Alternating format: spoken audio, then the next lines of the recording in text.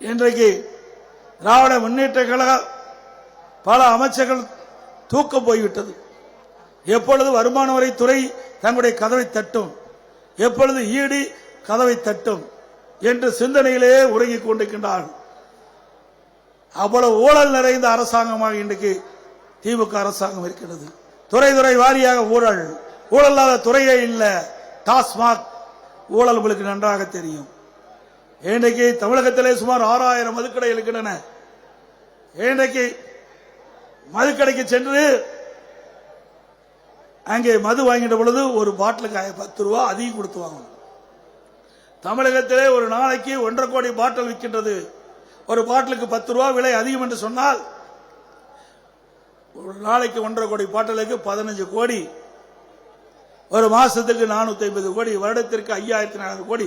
திமுக அரசாங்கம் 4 வருடத்தில் ஆட்சி புரிந்த காலகட்டத்தில் இந்த டாஸ்மாக்ல 10 ரூபா பாட்டிலுக்கு அதிகம் வாங்கினது மட்டும் 22,000 கோடி இன்றைக்கு முறைகேடு நடந்திருக்குது இல்ல?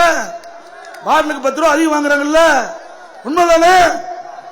நிறைய பேர் நீ கடைக்கு போறது தெரியல உங்களுக்கு. ஏன்னா அண்ணா திமுக காரர் பெரும்பாலும் போறதில்லை. நல்லது, அப்படியே தொடருங்கள்.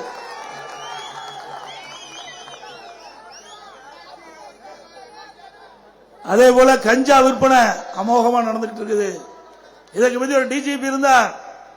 அவர் இந்த கஞ்சாவை விற்பனை தடுப்பதற்காக 2.0, 3.0, 4.0 போட்டுட்டு ரிட்டையர் ஆகி போயிட்டார்.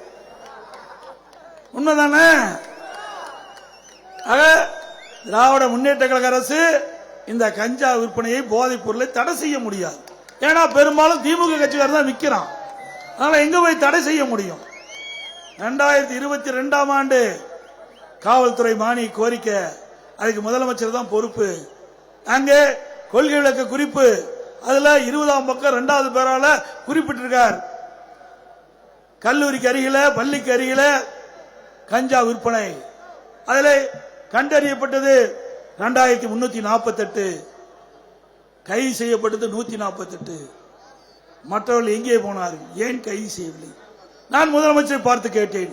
நீங்கள் தயாரித்த புத்தகம், உங்கள் கீழ் இருக்கின்ற காவல்துறை, நீங்க தான் சட்டமன்றத்தில் இந்த காவல்துறை மானியத்தில் கொள்கை குறிப்பை எங்களுக்கு கொடுத்திருக்கிறீங்க. இந்த புத்தகத்தில் 2வது பேர் இருக்குது.